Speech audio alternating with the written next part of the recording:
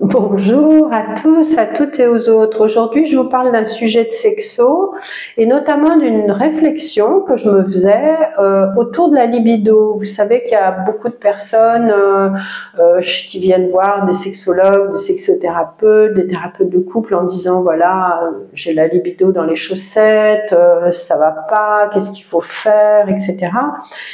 Et moi, je me suis dit, mais si on voyait le problème sous un autre angle, c'est-à-dire si on considérait que finalement la libido fait partie de quelque chose de plus global, que moi j'appellerais l'élan vital, c'est-à-dire un petit peu ce que Schopenhauer disait, ce dur désir de durer, ou Bergson appelait ça l'élan vital, c'est-à-dire cette espèce de chose finalement assez mystérieuse qui est que un organisme vivant a cette énergie de vivre, de vouloir vivre. Et ça, on voit ça chez les enfants. Si vous ne savez pas ce que c'est que l'élan vital, regardez juste des enfants dans une cour de récréation et vous comprendrez.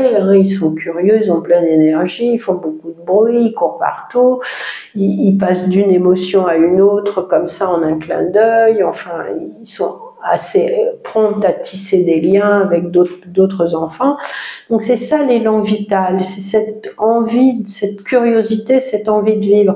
Et du coup, plutôt que de s'attaquer au problème de la libido, moi je suggère qu'on essaye d'augmenter l'élan vital. Et ça, on sait très bien comment faire, outre quelques petits conseils que tout le monde a en tête, bien manger, bien dormir.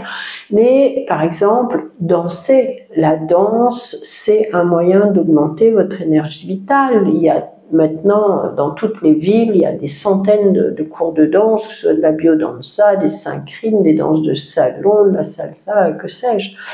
Il y a aussi tout ce qui va toucher autour de la créativité. Faites des choses pour nourrir votre créativité. Peignez, écrivez, sculptez, etc., etc. Il y a aussi tout ce qui va toucher autour de la nature, se ressourcer dans la nature, pour prendre des bols d'air, aller dans les forêts, au bord de la mer, etc. Tout ça, ça va nourrir votre élan vital. Il y a le toucher aussi, faites-vous masser, si vous ne savez pas, prenez quelques petits cours.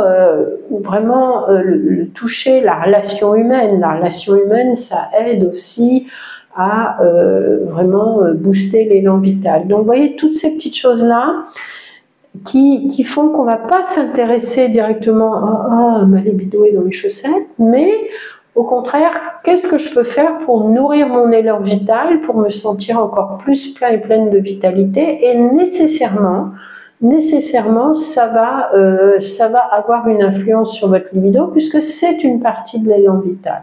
Ce sera peut-être pas comme vous voulez, mais vous allez quand même voir votre libido qui va se réveiller, ne serait-ce que vous marchez dans la rue, vous voyez une personne et vous dites elle me plaît cette personne, ou bien voilà, vous avez une sexualité avec vous-même, même si vous n'en avez pas avec d'autres, vous vous tournez naturellement vers des choses qui vous font du bien, sensuellement, etc.